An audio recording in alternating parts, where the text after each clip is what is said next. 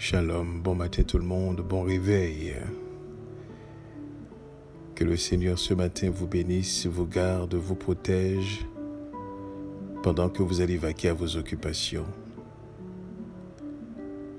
Et si aujourd'hui c'est votre anniversaire, nous voulons vous souhaiter joyeux anniversaire.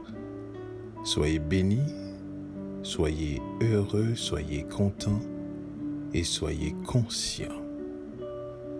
Si vous êtes seul, eh bien sachez que vous n'êtes pas vraiment seul, puisque dans sa parole, il nous a fait cette promesse.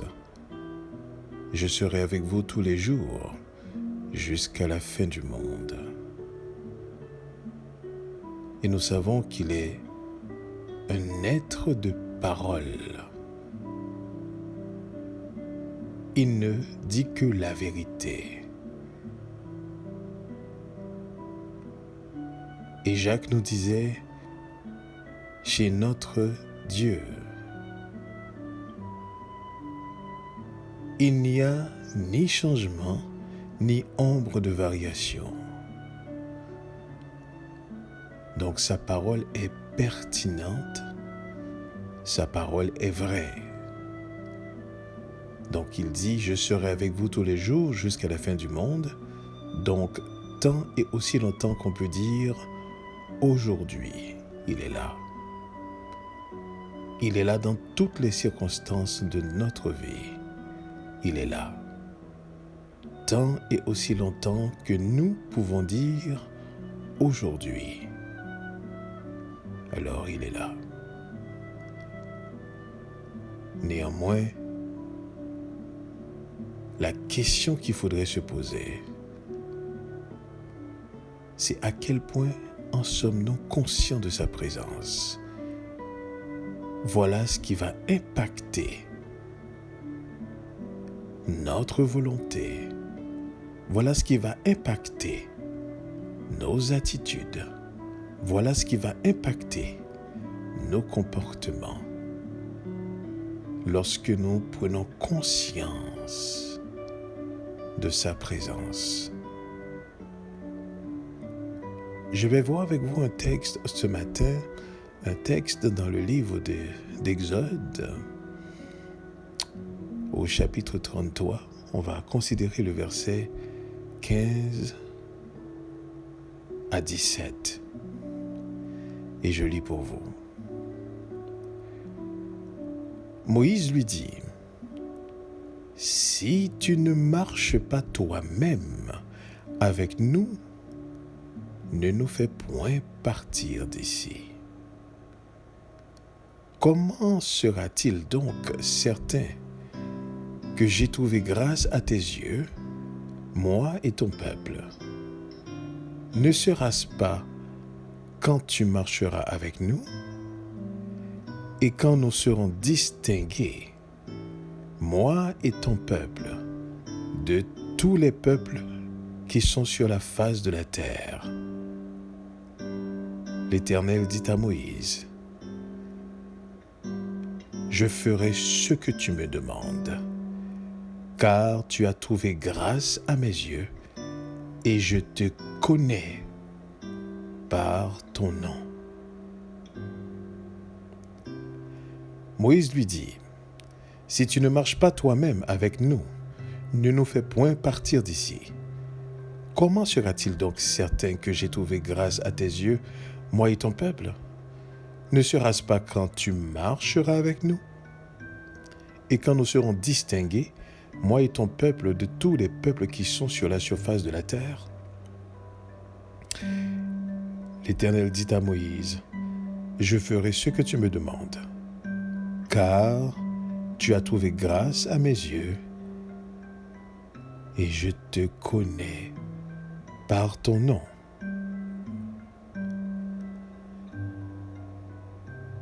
Nous pouvons nous souvenir de ce passage lorsqu'on lit le livre d'Exode et que nous connaissons la rencontre de Moïse avec l'Éternel.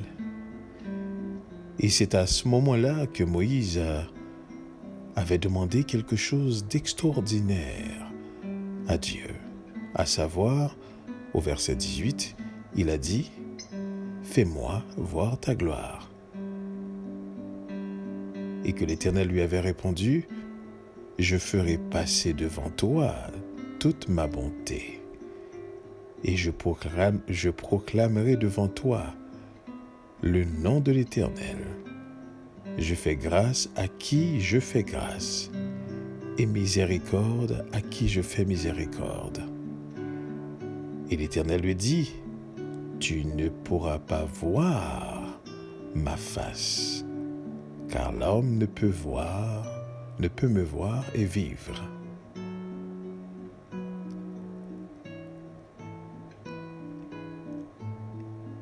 Voici un homme qui a eu le privilège, et comme il a été dit de lui, aucun homme n'a parlé avec Dieu comme Moïse a parlé.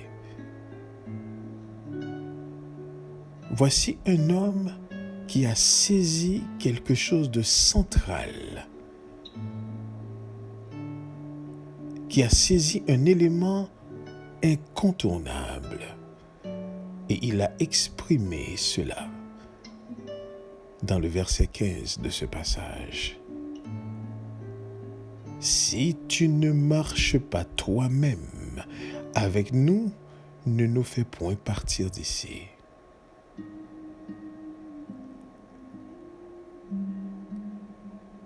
Moïse savait, et écoutez bien ceci,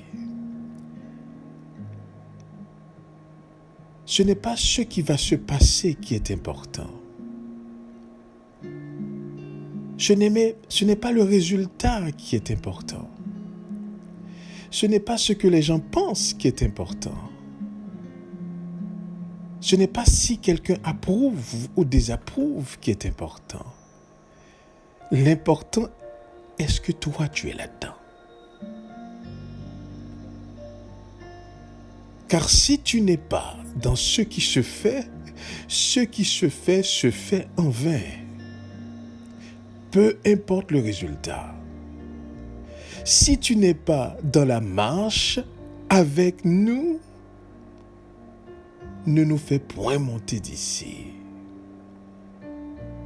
Car ce n'est pas monter qui est important. Mais c'est quand toi tu es là, ça fait la différence. Voici quelque chose qu'un homme de Dieu a compris. Que la présence de Dieu fait toute la différence.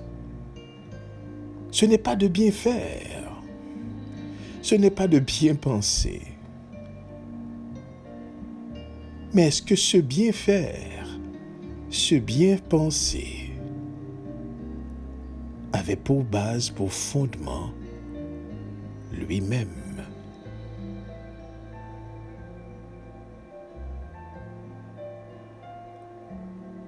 Moïse avait compris cela. Et au psaume 127, il y a le psalmiste encore qui exprime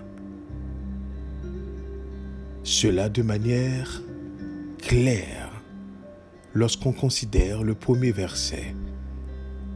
Salomon l'a expliqué, l'a exprimé tellement clair pour que nous puissions comprendre que sa présence fait la différence.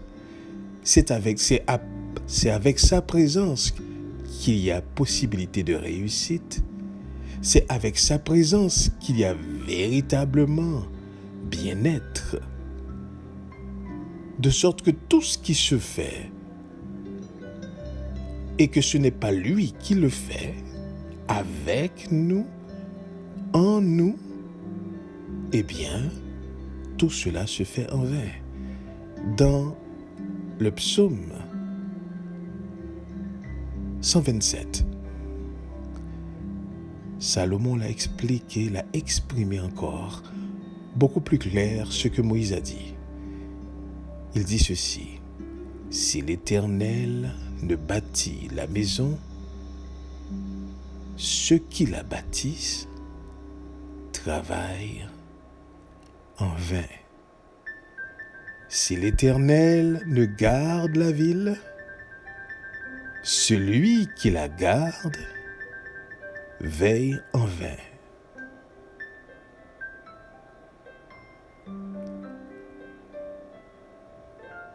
Ces messages nous poussent à faire une seule chose.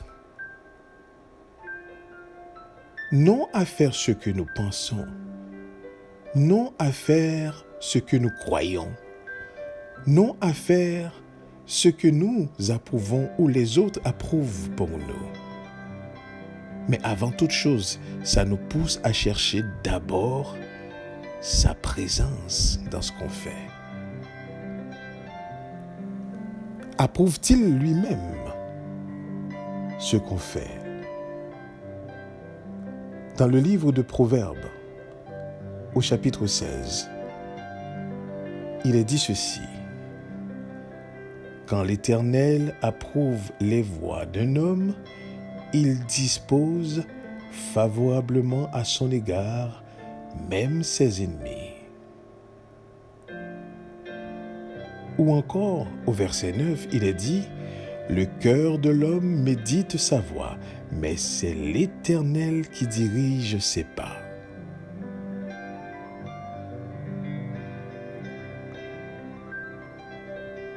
Donc si quelque chose se fait et que lui, il n'est pas au centre de ce qui se fait, ce n'est pas par son approbation que ça se fait, ce n'est pas par sa volonté que cela se fait, eh bien, nous travaillons en vain. Nous faisons tout en vain. D'où la nécessité d'aller chercher, de comprendre d'abord, est-ce qu'il approuve? Est-ce qu'il veut?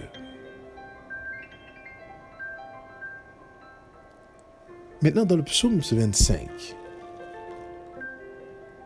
au verset 12, le psalmiste dit ceci encore.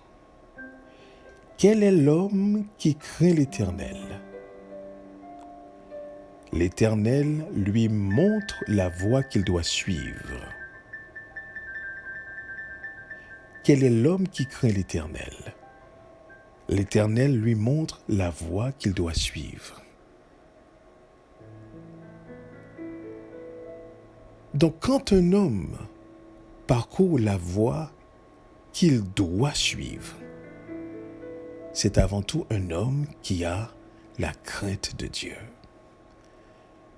C'est un homme qui est en relation avec Dieu, qui connaît Dieu, car on ne peut avoir la crainte de quelqu'un, et ici crainte, c'est respect, c'est honneur. Ici crainte, c'est vénération. On ne peut pas craindre l'Éternel si on n'a pas de relation avec lui.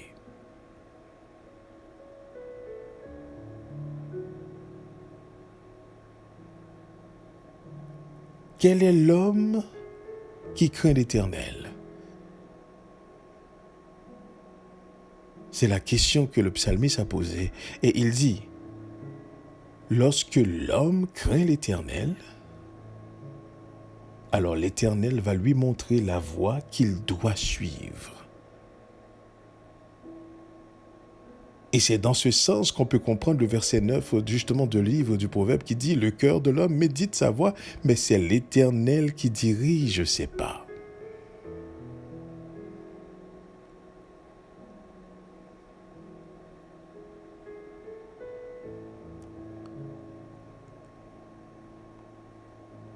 La réussite d'un homme, avant toute chose, n'est pas le résultat de ses efforts. L'échec d'un homme n'est pas forcément le non-aboutissement de ses efforts. La réussite d'un homme, c'est lorsque l'Éternel approuve sa voie. Et l'échec d'un homme, c'est lorsque l'Éternel désapprouve sa voie.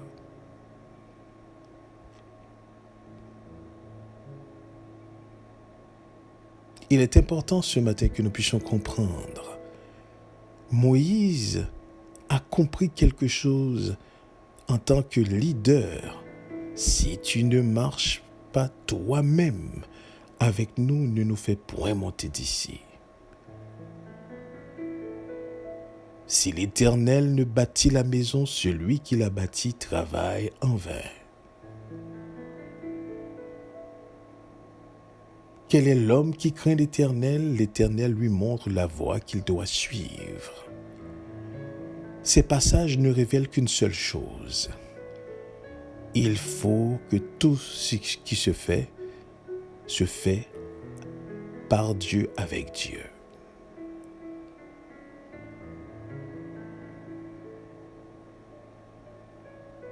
Et Paul, lui plus tard, va nous dire ceci. Que tout ce que vous fassiez, faites-le pour la gloire de Dieu.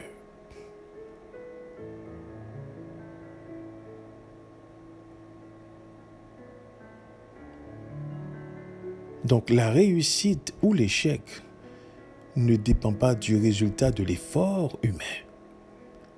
La réussite ou l'échec dépend de Dieu. Approuve-t-il? Désapprouve-t-il?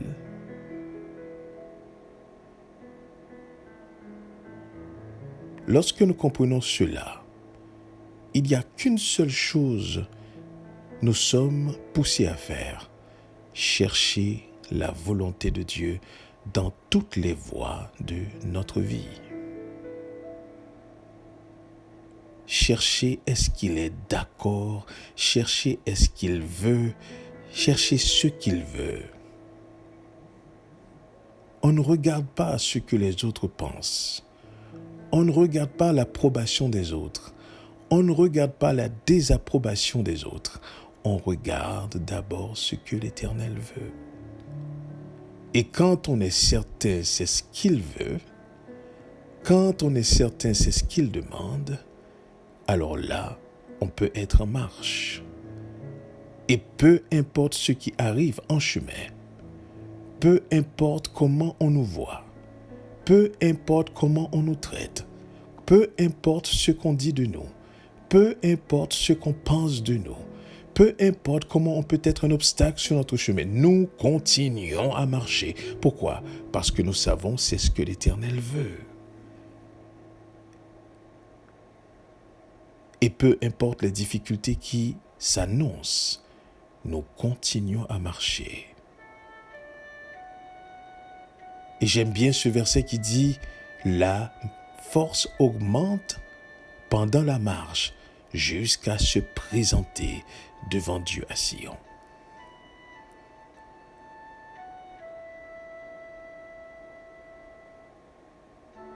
Lorsque l'Éternel vous convainc de quelque chose, écoutez bien ceci, pour sa gloire.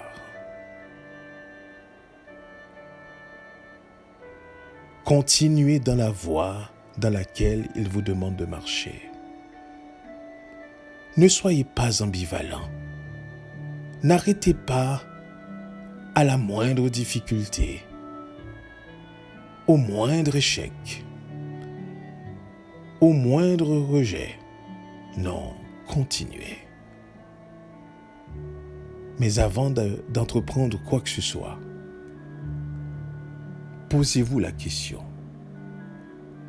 Demandez, priez, cherchez, observez, analysez.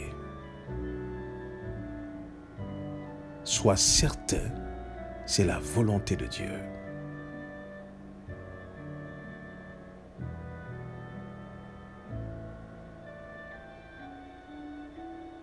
Car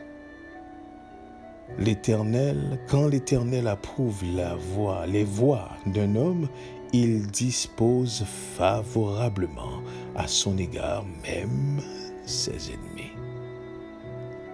Et Moïse disait, si tu ne marches pas toi-même avec nous, ne nous fais point monter d'ici. À chaque pas, assurons-nous qu'il est avec nous. Et à la minute,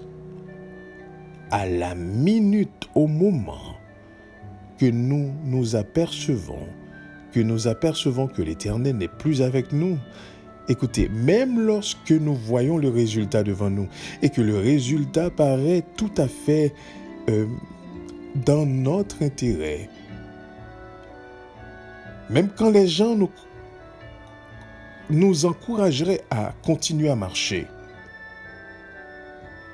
même quand les gens seraient derrière nous, toute une population derrière nous,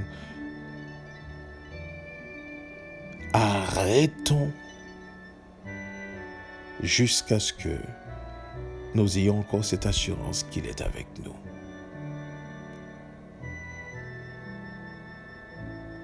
Il est important de comprendre cela ce matin.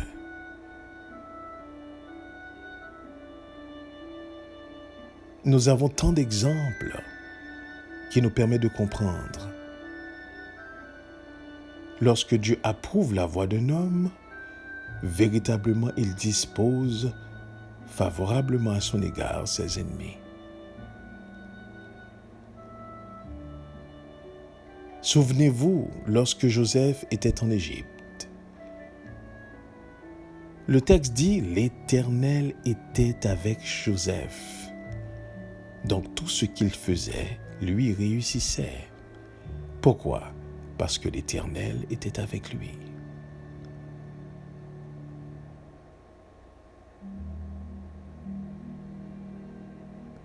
Ce n'est pas la réussite qui détermine la présence, mais c'est la présence de Dieu qui détermine la réussite.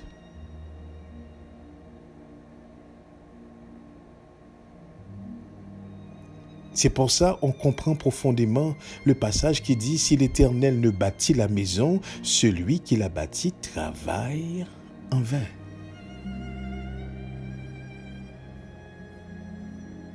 Si l'Éternel ne garde la ville, celui qui la garde la garde en vain.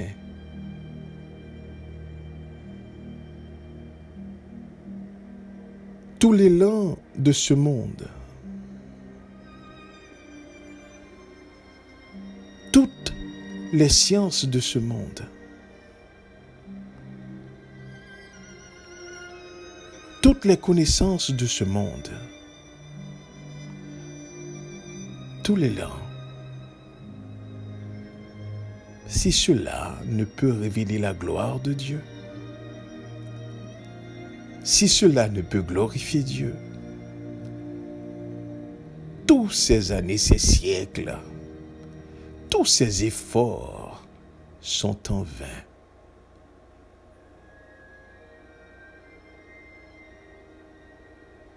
Pourquoi ce monde est destructif? Pourquoi ce monde passe? Pourquoi cette vie est éphémère?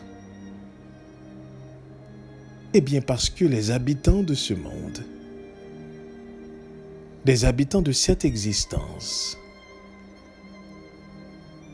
cachent la gloire de Dieu, vivent loin de la gloire de Dieu, fonctionnent sans la gloire de Dieu. Voilà pourquoi Yeshua, dans sa prière, lorsqu'on lui a demandé comment nous devons prier, il a commencé à dire « Notre Père qui est aux cieux, que ton nom soit sanctifié, que ton règne vienne, que ta volonté soit faite sur la terre comme au ciel. »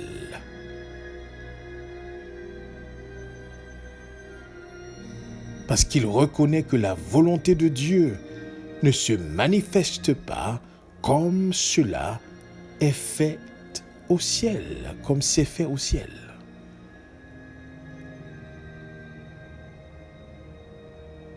Et cette volonté de Dieu qui doit être faite au ciel, disait-il à la fin de sa prière, car c'est à toi seul qu'appartiennent le règne, la puissance et la gloire.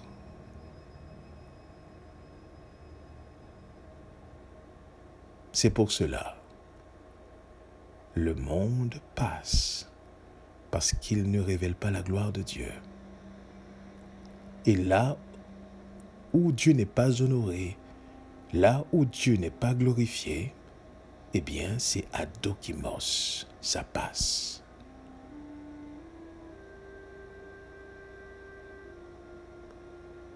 Si tu ne marches pas toi-même avec nous, ne nous fais point monter d'ici, dit le serviteur de Dieu.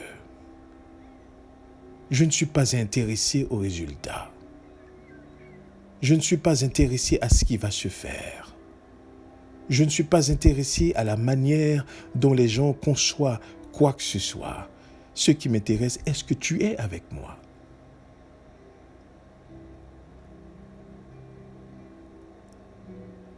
Est-ce toi qui me dirige?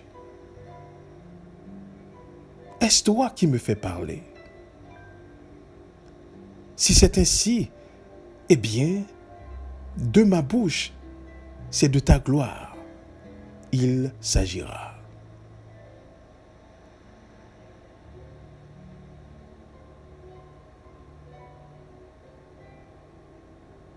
Il est important à ce que nous comprenions que la présence de Dieu dans toutes nos entreprises, voilà ce qui fait la différence. La présence de Dieu dans notre famille, voici ce qui fait la différence. La présence de Dieu dans nos marches, voilà ce qui fait la différence. La présence de Dieu dans tout ce que nous faisons, c'est ce qui fera la différence. Ce n'est pas ce qu'on fait, mais est-ce qu'il est là, là-dedans?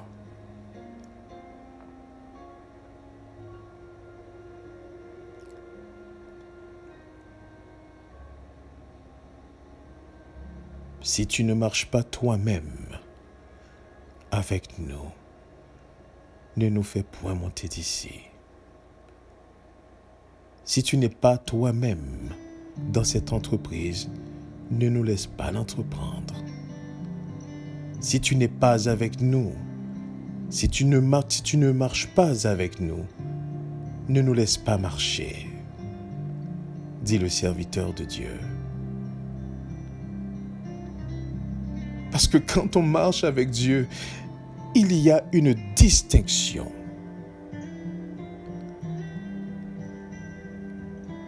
Et c'est ce que Moïse fait sortir maintenant dans ce texte. Lorsqu'il dit, mais comment sera-t-il donc certain que j'ai trouvé grâce à tes yeux, moi et ton peuple? C'est quand tu marches avec nous.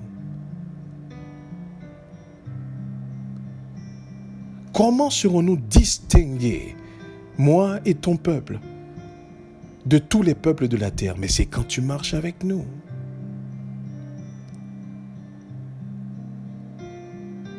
Ce n'est pas ce qu'on va faire, mais c'est le fait que tu sois là avec nous.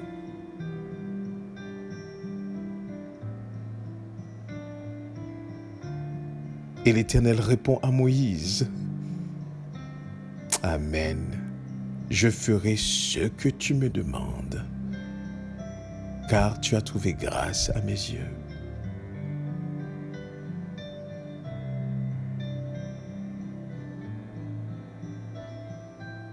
Je ferai ce que tu me demandes, car tu as trouvé grâce à mes yeux. Et il dit encore, ce qui est très fort, je te connais par ton nom. Je te connais par ton nom. Lorsque notre cœur sincère désire la gloire de Dieu, la volonté de Dieu, lorsque au tréfonds de nous-mêmes, nous tressaillons, nous désirons la gloire de Dieu, là, il nous connaît parce qu'il nous a créés pour sa gloire.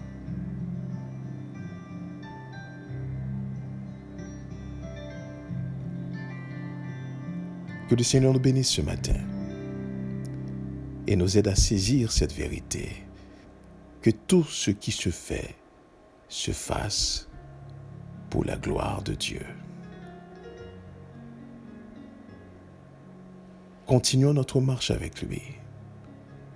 Continuons à sonder notre cœur et demandons-lui, disons comme Moïse, si tu ne marches pas toi-même avec nous, ne nous fais point partir d'ici. Dieu vous bénisse. Restons conscients de sa présence. Amen.